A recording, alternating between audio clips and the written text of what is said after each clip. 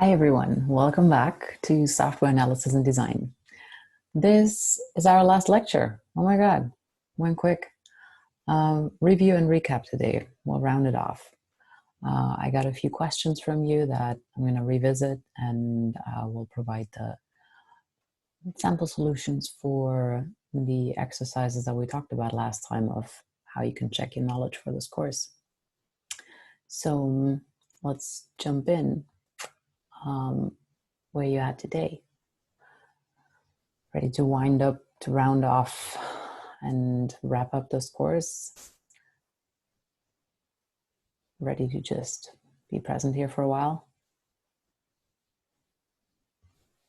All those other little thoughts can be those tiny white clouds right now. Let's just take a deep breath. And let's dive right in. Thanks for joining. So, 4 things we're going to look at today. First, a recap of domain model and use cases. Then a recap of class diagrams, a recap of component diagrams, and the sample solutions from the exercise. With that, let's start with the domain model. So there was a question about use cases and the domain model in connection with the class diagrams. I thought I'd briefly revisit the domain analysis in total. So the most straightforward instruction on how to perform the domain analysis was in lecture 5, slides 15 and 16 and following, and it was demonstrated using the travel example of the travel agency. And just summarizing those 2 slides, the recap is you want to look for things in the domain description, things like book, shop, airplane. You want to look for actors. Who is a user? Which roles are mentioned? Is there a store clerk, a bank teller, a client, a customer, a student, a teacher, any of that sort? Then properties for both of them. So yes, attributes are part of your domain model. Things and actors can have properties, and those are important to capture here. Sometimes you may actually start writing them down with a list of things, and then later on you realize, it's actually a property of a thing. So that may take a couple of iterations, and that's okay. So if it belongs really closely to a specific thing, for example, the color of a car, the age of a user, or maybe the date of birth, because that we won't have to change in the future, then it should be modeled as a property. And then there is relations between things and between actors and between actors and things. So those you want to look for. And then there is actions that can be carried out. There's events that can happen, and there's processes that can occur. So all of these things go into your domain model. And when I have a page-long description of a system context and what's going on and what the system is supposed to do, then I usually go ahead and underline the respective words. Because I am ancient and I went to university a long time ago, we used to have all this stuff printed out, and so I would use my different highlighters and do that. You can still do the same thing with the PDF, just underline with different colors when words are probably going to turn into classes, which means things are actors or relations and or actions and events. And then use a different color for properties, use a different color for relations, and then one for processes or the likes. That is how I like to do it. Of course, you can find your own style. And then you turn all of that into the domain model class diagram. And yes, we will get to a few examples of that in the following. You also use the description of what's going on to turn that into a use case description. So both of those, the class diagram and the use case description, can come out of a natural text domain description and system description. And for that, you usually use the Cockburn template. I repeated that one on the next slide.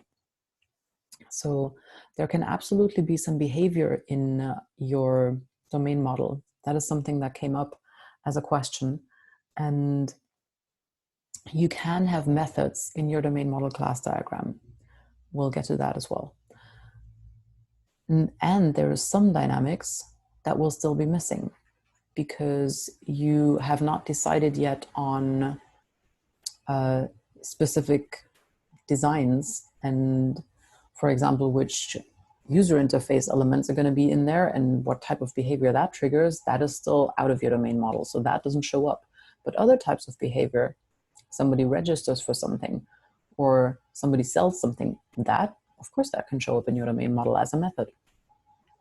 So here, brief recap of the use case template.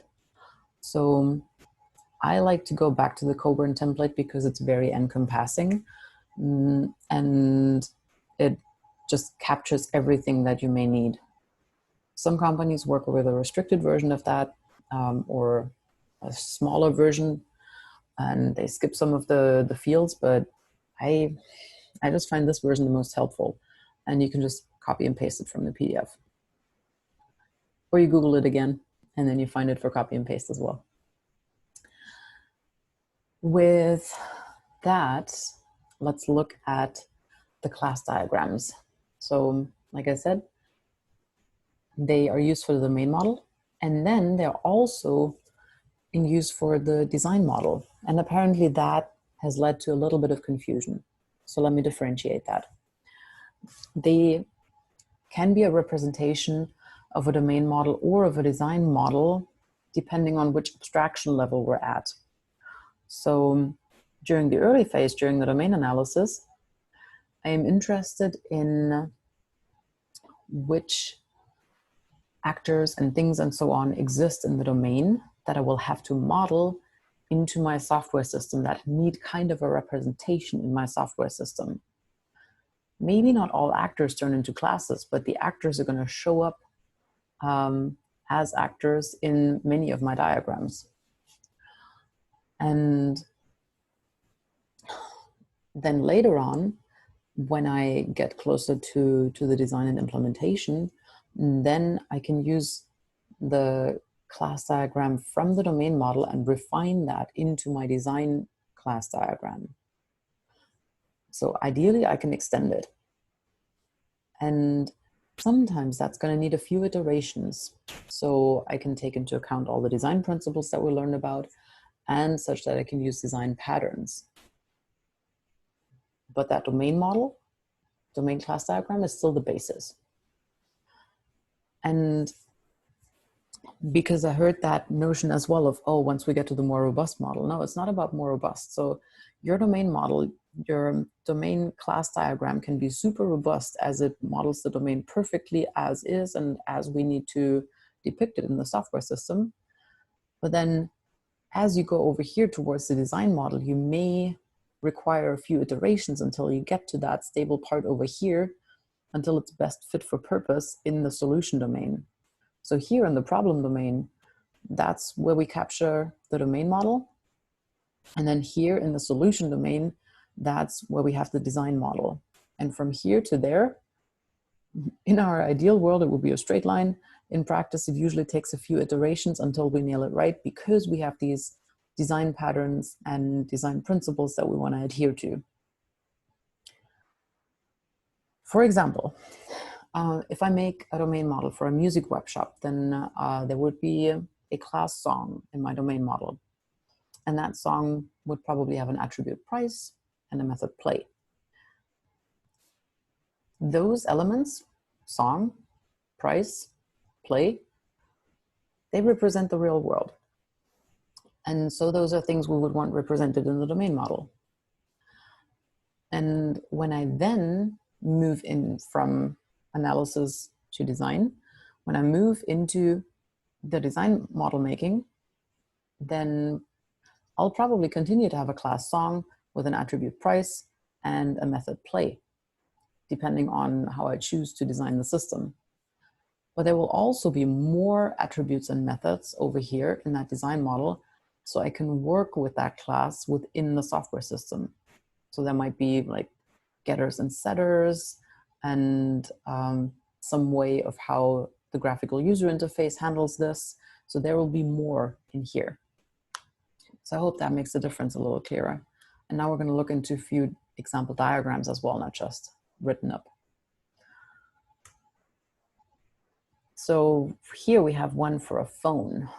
And because it's from the Visual Paradigm tutorial site, it also has the nice annotations, so you're reminded of which notation elements are representing exactly what.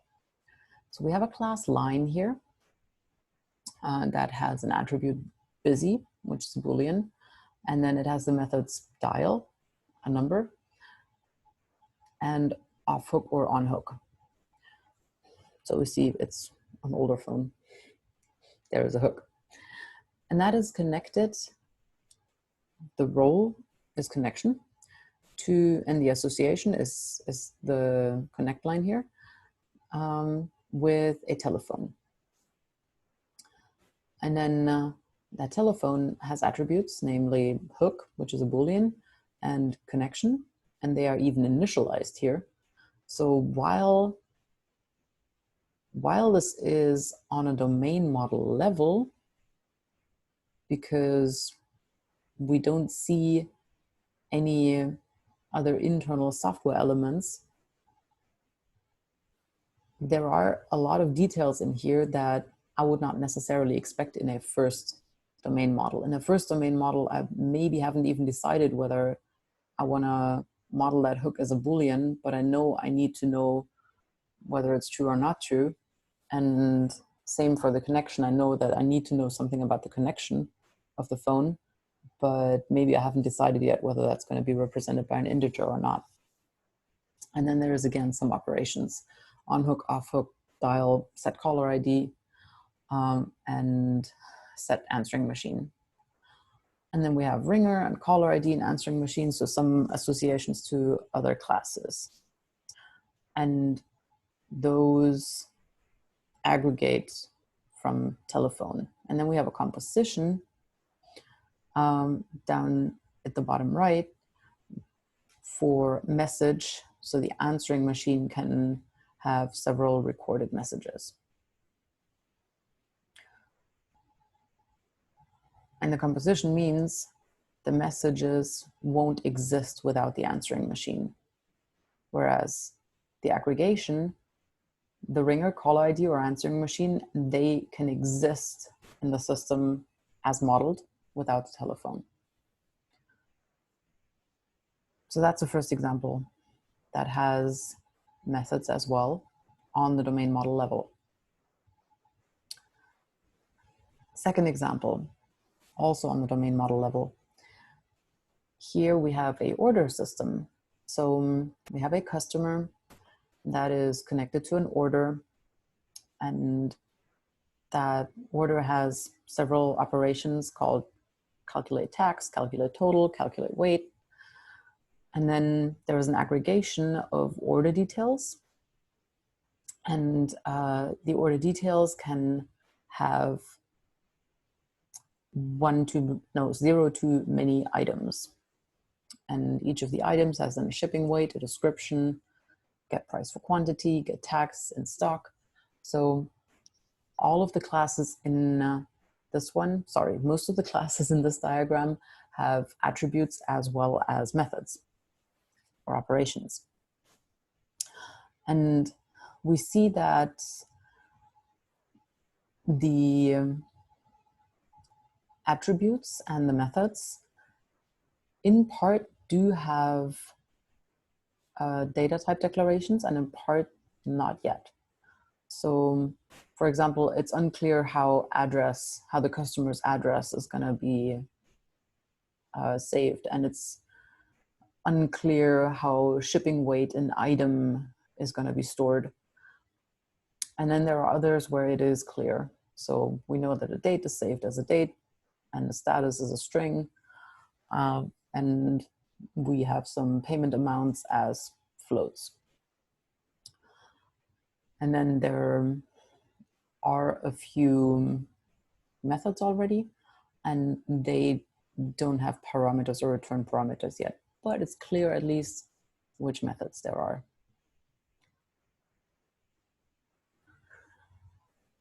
hit pause if you want to take a moment to look at this diagram longer. So that was our second example for the main model class diagram. And then third one, here's a graphical user interface. Now we're moving to a design model class diagram. Why is that now a design model class diagram? Let's look. Because it looks pretty similar. It has the classes, it has attributes, there are methods. What happened? So the main difference you will notice is that there are very specific software elements. There is a console window, there's a dialog box, there's a data controller. So that's how you know, oh, now we've moved into the design part, because there was a lot of design decisions taken here. And even the name of it, well, it's a graphical user interface. Okay, so that tells us we're definitely on the software level. So by the closeness to implementation that the model represents, you know whether it's a domain model or whether it's a design model. So we have windows here that have subtypes of more special types of windows. And we have shapes that can occur. We have several types of shapes. We have circles, rectangles, and polygons. And here only the circle is detailed. And I believe we can happily assume that the rectangle and the polygon also have attributes and operations. They just didn't fit into this particular diagram because they chose to keep the example a little smaller so it could fit on a slide. But the main point is, here you see the level of detail that you would go towards when you go into a design model, or the level of closeness to implementation, because clearly it's not all the detail. For frame and event and so on, we would also want to have more details here. So this is a slightly simplified version to fit on a slide. But with that, we're at the design level. A couple more examples to kind of get a feel for that difference. Online shopping. So we have this little web shop here that has a web user, customer, account, shopping cart, line item, order, payment, order status, product, user state. Okay. What would you think? Domain model, design model? Yeah, we do talk about a web shop. But do we have details about how exactly we're going to design the system, or do we have pretty much just the elements of our domain in here so far? Let's see. So all the classes can actually come up in a domain analysis. If we just talk about a generic web shop, no idea what the implementation platform is. We just talk about a web shop. We have customers, accounts, order, products, shopping carts. It's fairly generic. It's our domain. And then the attributes, they're as well from the domain analysis. All the details here: billing address, open, closed, payment has an ID, a paid, a total, and some details. The order has a number, it has a date when it got shipped and when it got ordered. It has an address that it gets shipped to. All is tied to a customer. So all of those are from the domain analysis. The exact data types may or may not be decided yet. They're on different levels of abstraction here. They're mainly decided here, but there are a couple where maybe that could still get changed, and there's a couple of enumerations. In this example, there are no methods yet, and there are no classes yet that manage the actions that are going to happen in this system. So, domain model. Next example, library model. So here, yeah, I know it says in the top of it, library domain model. So yeah, we're talking about another domain model. And yet it looks a little different from the other one. So it's good to look at several examples, because it already has interfaces. So all the classes, again, are from the domain analysis. The attributes are from the domain analysis. And then there's interfaces at the bottom. So the catalog has an interface search and an interface manage. And search can be accessed by a patron as well as a librarian, and manage can only be accessed by the librarian. So these interfaces, they also came out during the domain analysis. That is not dependent on how we're going to implement that. No, these are functionalities that those users need to be able to access. So that's why it's still on the domain level, or on the domain model side, despite the fact that yes, there are methods in there. Well, the interfaces kind of encapsulate the methods or hide the methods. And there are no classes yet that manage the actions of what is supposed to happen in this library. And then a bank teller. So here, bank, teller, customer, account, loan, checking, savings. All that smells a lot like domain analysis. Attributes are from the domain analysis as well. The bank has an ID, a name, a location. The teller has an ID and a name. The customer has an ID and a name and an address and a phone number and an account number. And then there are methods in this example. All those methods, if you look at them, the customer can do a general inquiry, they can deposit money, they can withdraw money, they can open an account or close an account, they can apply for a loan, and they can request a card. They can collect money. The teller can collect money, open or close an account, request a loan, provide info, and issue a card. So all of these methods, they are known from the domain. This is nothing that all of a sudden is going to be there because there is a software system. No, that is all stuff that happens in the domain. So there we go. Operations and methods in your domain class diagram again. But no classes yet that manage these actions. So no software implementation details, no design details on how exactly a software system is going to take care of that. Therefore, we're still on the domain level. And then last but not least, a camera app, Android camera app. So we see a camera demo that is an Android app activity, and it accesses the Android hardware camera, and there is a preview, and then there are some interfaces like Surface Holder. So what would you say is this one? Is that domain model or is that design? Callback? Yeah, that's pretty design model. So with that, I hope that the differentiation between the domain model and the design model for class diagrams is a bit clearer, despite the fact that methods can appear on both levels. I'm sure you got this. With that, we move on to the component diagram. The component diagram we talked about not too long ago, just last week. And it was relayed to me that you were looking for more complicated examples. I was slightly surprised by that because this policy admin component diagram I thought it was complex enough. Maybe you didn't think so. So I'm doing a bit of a recap on what the component diagram is and is for, and a few more examples.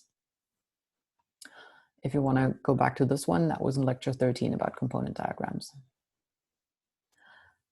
So one that I found pretty helpful is this Webstore here. So I wanted to share that with you. We have the subsystem Webstore on the left, And then we have the subsystem warehouse and the subsystem accounting on the right. And because it's a pretty umldiagrams.org diagram, we have all the notation highlighted and pointed out to us again. So you see that the subsystem component looks a little bit like it has a header and then the field. So that's kind of your way to structure how you would structure packages in a class diagram. That's using subsystems to store, to structure your component diagrams. And then you have your internal structure compartment for the web store. And the internal structure has a search engine, a shopping cart, and authentication components. And then your search engine has a provided interface product port, and then the two ports that connected to the search engine. And then it has a delegation connector out on the other side with a required interface for the search inventory. So the required interface is such that it can use the search inventory. And then you have two more ports going into that inventory. And then there is a provided interface manage inventory on the other side. And manage inventory can be accessed from the accounting subsystem, specifically from the component orders. And when you go back from orders to the other side, then you see that it offers manage orders to the web store. And from the web store, this is accessed via the shopping cart. And the shopping cart offers the provided interface online shopping. And for that, for being able to do the online shopping, there needs to be a user session. And that one needs to be authenticated. And the authentication is connected to the shopping cart. So you can only do something with your shopping cart if you authenticate yourself as a customer. So that's your little recap of the most important notation elements of the component diagram. And let's look at a few more examples. Yes, this diagram is good guidance, just in case I didn't say that explicit enough yet. Here is a component diagram with user interfaces. So on the left, you see a trader, a risk officer, and a system administrator. So all of this is a algorithmic trading system architecture. We see that it's differentiated in model view and controller for each of those actors or user groups or user interfaces. So for the user interface of the trader, we have a research and development screen, and that accesses a strategy controller, which accesses an automated trading system. And then the second interface is the risk officer, who has a market orders and position screen and requests model updates via the controller and gets that from the order manager. And then last, the system administrator has a system administration screen that requests model updates from the system controller, and that gets model updates from the system model. And all of them access the data warehouse in the background. So you see a bunch of subcomponents that are used to populate the system model. And that includes a data stager, an operational data store, an event queue, a data filter, a data ETL process, and an order and event queues, along with that data warehouse. As you can tell by the component element symbol, this is UML1. So if you want to be on the safe side, you stick with the previous one here. That's UML2. That's the current standard. This one is a little older. I still thought it was a good example to show you. Next example, decision support system. So here we have, again, a graphical user interface on the left, and we have a controller. We're back to UML2 because you only have this component symbol in the right top corner. And then a model in the middle, a patient model and a decision support model. And then there is the persistence layer on the right that acts as a JDBC database. A Postgres SQL database via a JDBC connection. And on the bottom, we have some model binding, a proforma binding, and a proforma Talus engine that runs the decision model support. So here again, you have the differentiation with the model view and controller and the database in the background of the model, and then some additional information about other subcomponents of the system. So that's an initial architecture overview, I would say. A little caution, there are different abstraction levels of component diagrams as well. So you could, when you look at component models, find something like this. This is also from UML diagrams under component model. But this looks like packages. Is this not a class diagram? Well, it is component packages. Some use that little triangle to denote those. I prefer to use the notation of the subsystems as in that previous diagram, as in this one. So I would recommend to use the subsystem icons as provided in this diagram. So word of caution here, you may sometimes find these. That's the trouble when Googling for examples, then you are exposed to different, dialects of notations or different versions of notation. And while this is a perfectly fine component diagram, you also don't see clear interfaces here because it's at a higher level of abstraction. You just see, oh, this package somehow depends on that, or that subsystem depends on this one. And therefore, I wanted to point out that difference.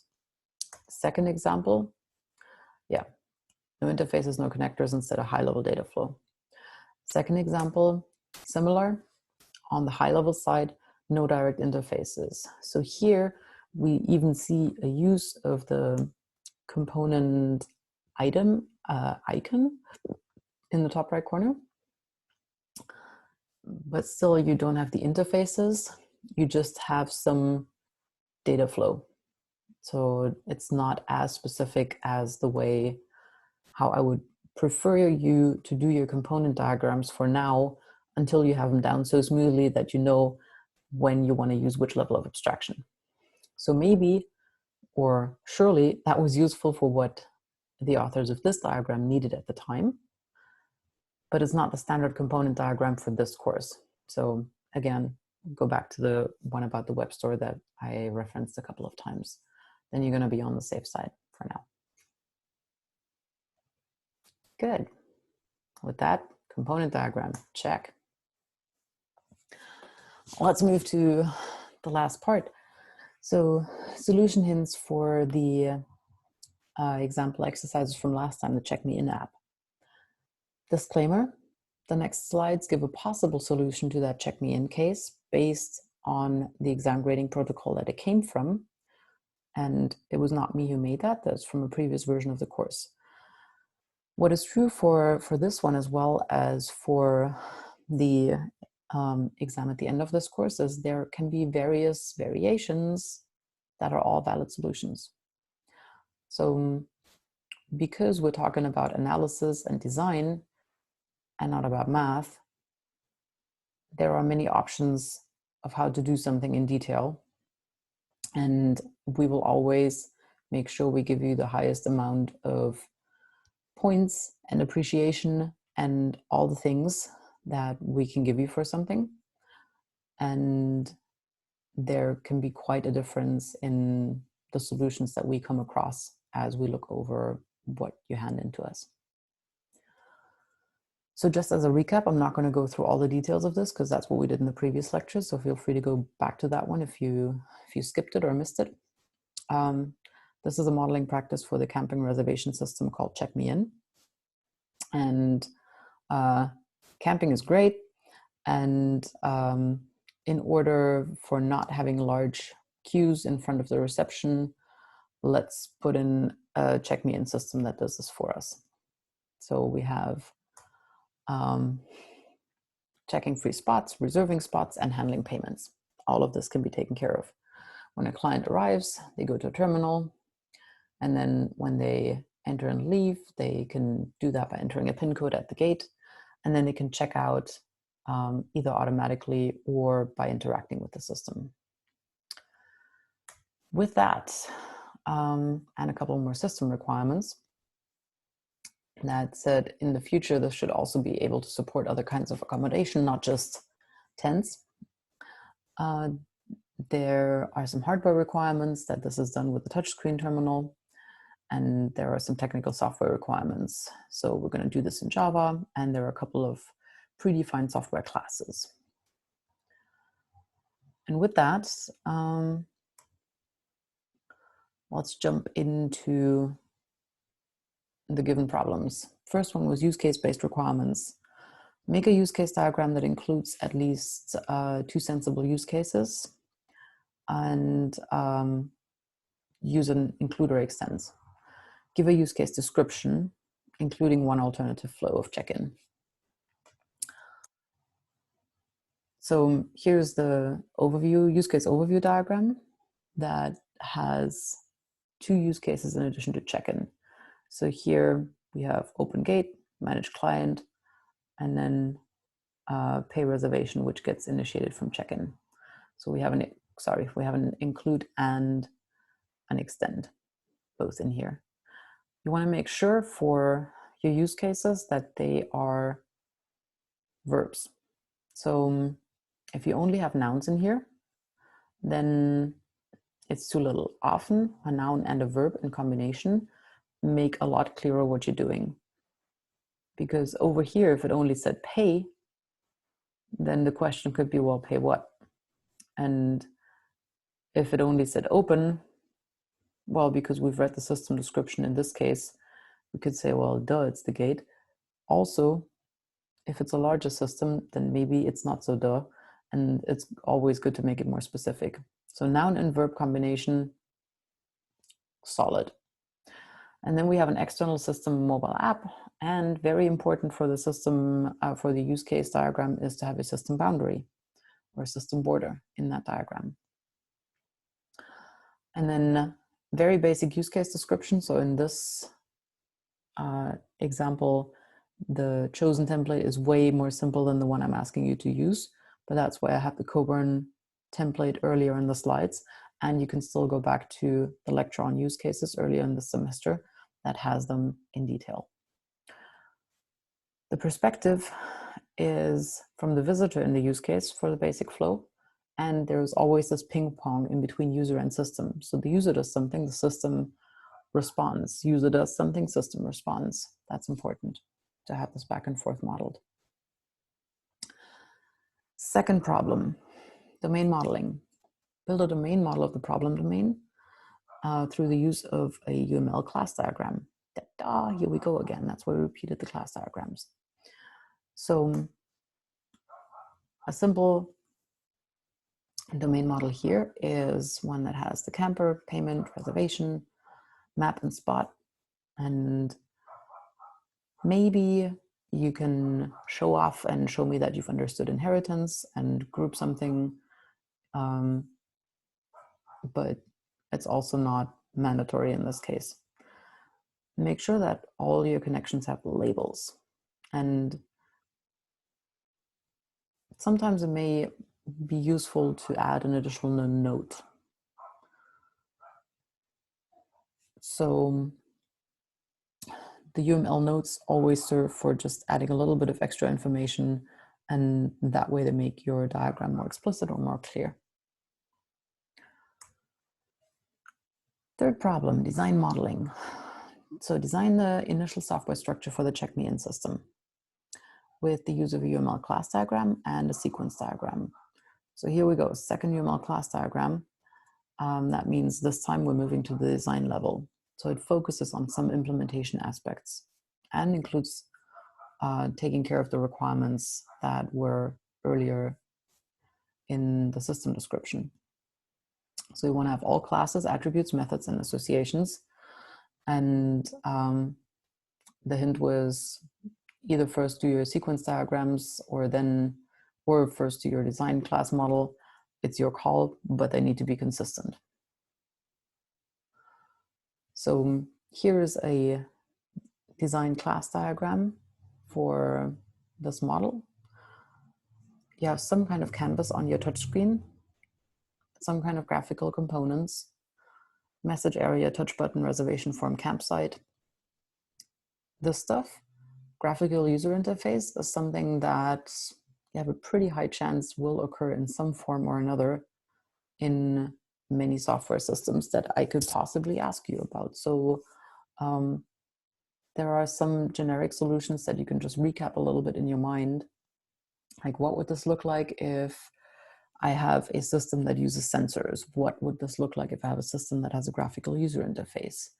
And what does it look like if I have a human that I need to talk to? And what does it look like if there is another system that I need to interface with? What if there is a database? So there are some standard elements that are going to be useful to just have tried a couple of times, and then all this moving from domain model to design model is going to be less scary for you. Not saying it's scary. It doesn't have to be scary, but maybe that way it looks a little less like magic. You just add the standard components or classes that you need to be able to carry out certain tasks, and then refine it from there. And then on the left, we have the central control and gate controller, payment controller, and then the reservations with clients and camp spots. So here we have a couple of repetitions from the domain model that now get more refined. Good. And then the sequence diagram, we check in as a client by touching the touch screen, and then there's a touch button, and there's a reservation form, then there's an interaction with the campsite and with the canvas and with central control. So from the graphical component, we get to the canvas, and then we go to the campsite, and we can show and select spots, and then start a reservation, and that goes to central control. And then the client info needs to be handled. And then there's a reference to pay reservation, which means that pay reservation is not going to fit on the slide anymore. And then there's a second one for open gate. So here we see we have an option included. If the PIN code that somebody enters is valid, then the gate opens, and if not, then it beeps. Notice that the gate here is modeled as another actor. The gate is not a person standing there, but the gate is an external system. So we're interfacing from the gate controller to the gate, and that's a different system. So that's out of the scope of my software system. So therefore I model it as an external system, as a different actor that interacts with my system. Good. And then you want to organize that in a layered architecture. And for that, just do the classes without the details and organize them into layering. And then it was asked to check which principles are violated and how that could possibly be improved in the future. So this is where it becomes pretty wide. And then check the decorator pattern. So in this course, we didn't specifically talk about the decorator pattern.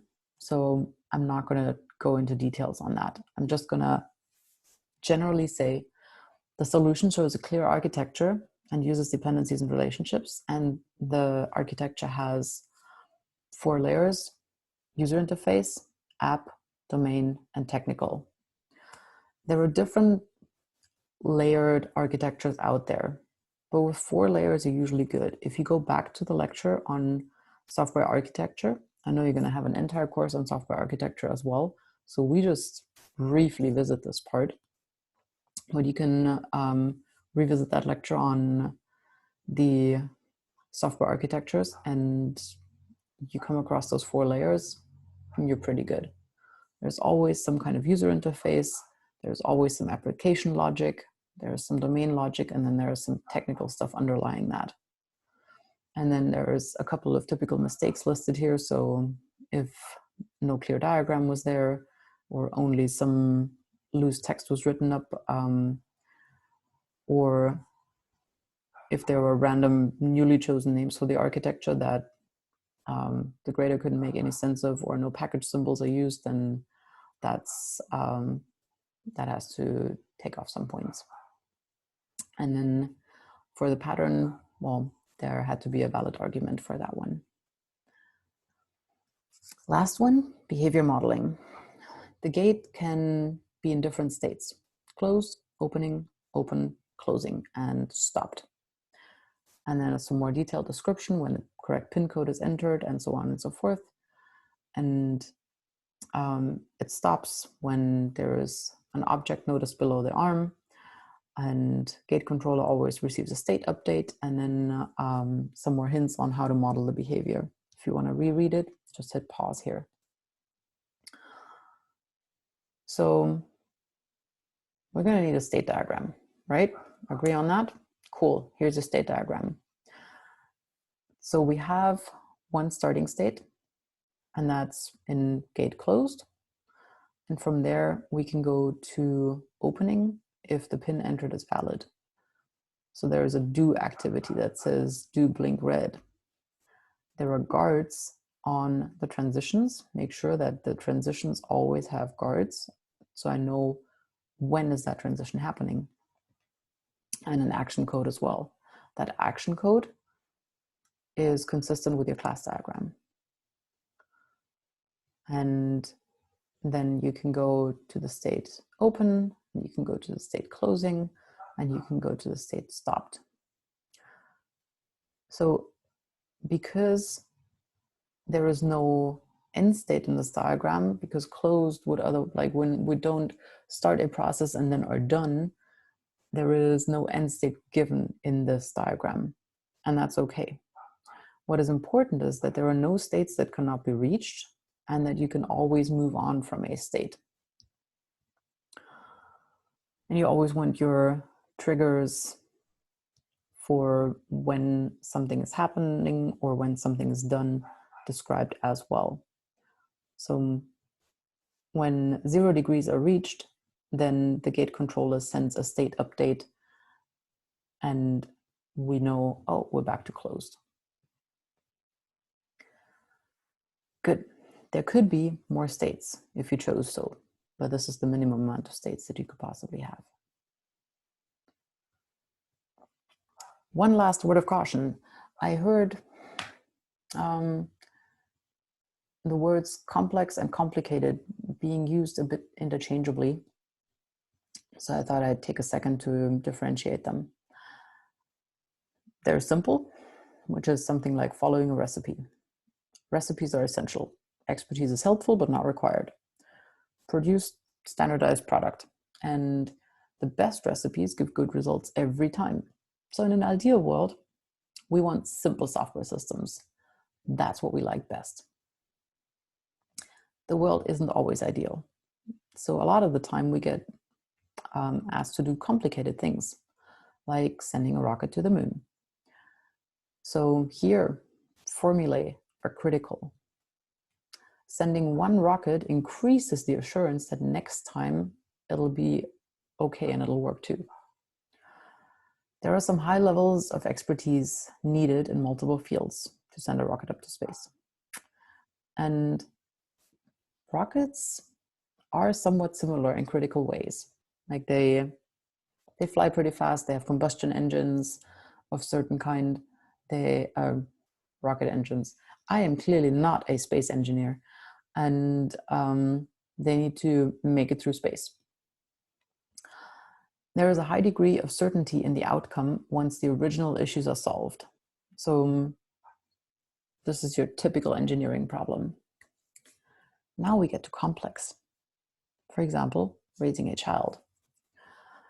Formula have limited application. Raising one child gives you experience, but no assurance of success with another. Expertise can contribute, but is neither necessary nor sufficient for success. Each child is unique and must be approached individually, and an uncertainty of the outcome remains.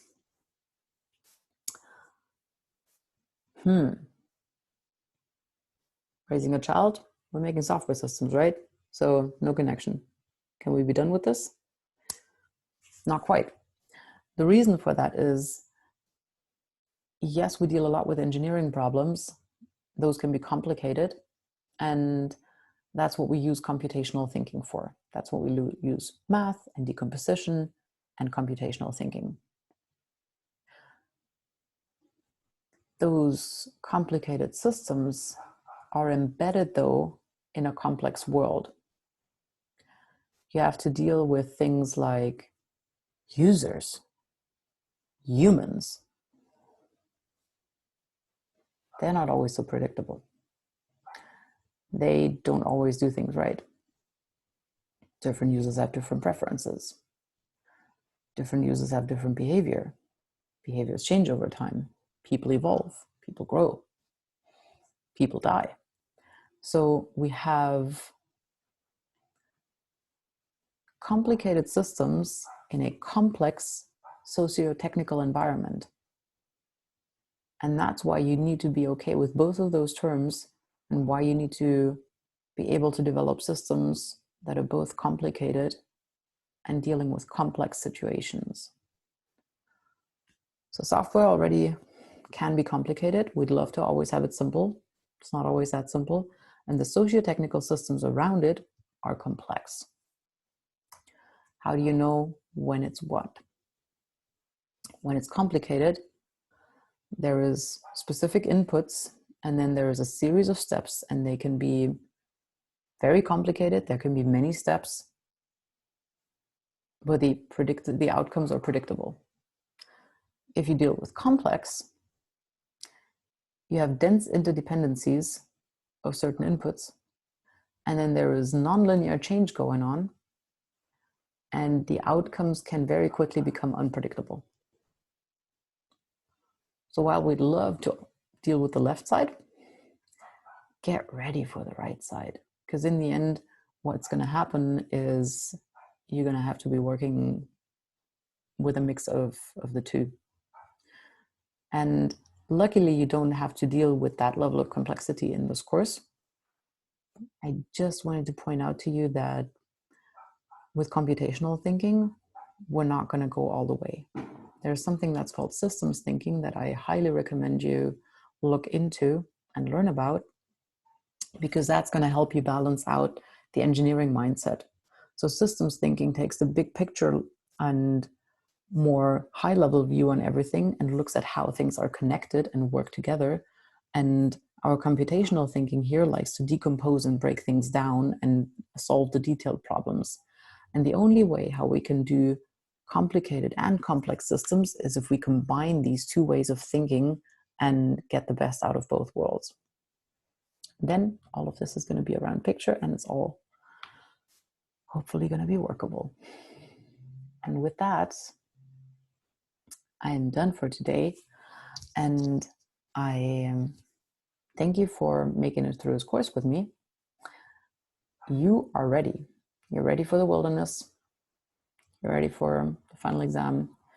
You are ready for taking on the world. And I mean that. You've done some solid work in here.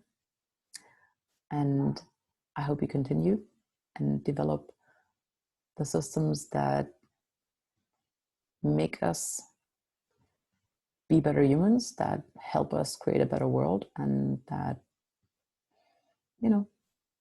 help you contribute. Thanks a lot.